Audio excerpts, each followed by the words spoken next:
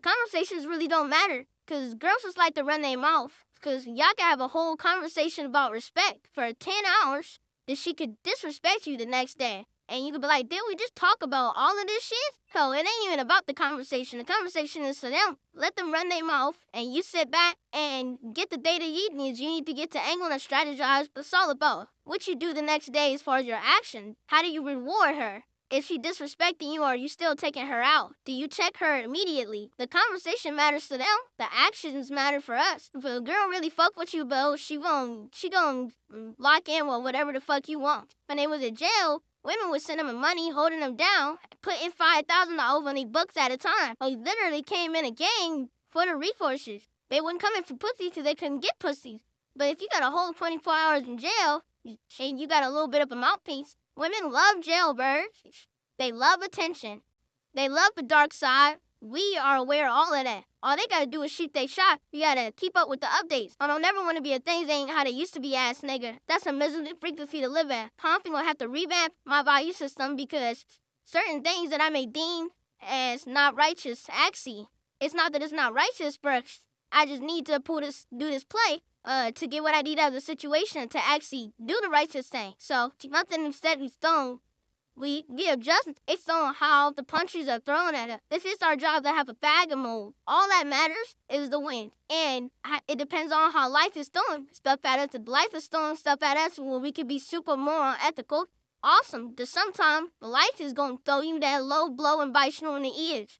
And the rest is not going to call it. So what do we need to do? We might have to throw a low blow back. We got to conquer all people. Because no matter how dumb a girl is, no matter what type of whirlwind she got, to be the elite man, we can't let their energy like wear us out.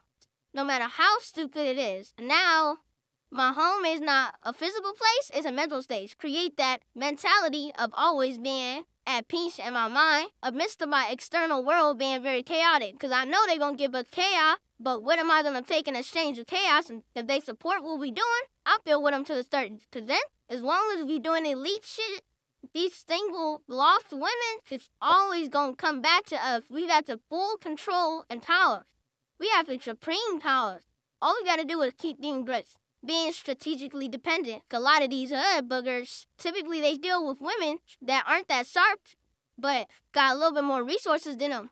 And they also got enough chaos for these women, and naturally, women like chaos and drama and excitement. And they like to nurture, so they get it all from that one dude. He asking for stuff, they get to take care of him, they have something to take care of. The woman feels secure in relationships because she always feels like she'll be valued and have a place in his life because he needs her for something.